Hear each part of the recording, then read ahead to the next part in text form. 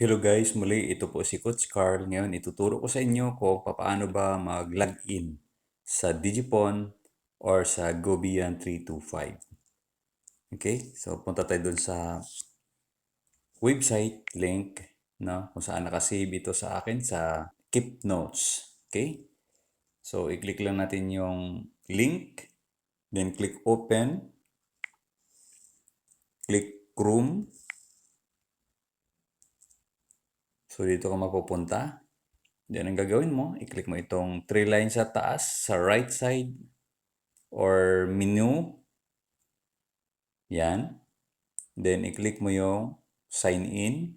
Then ilagay natin yung username.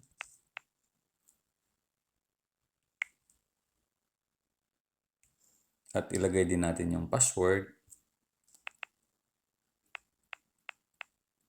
Then i-click yung I'm not a robot. Then click sign in.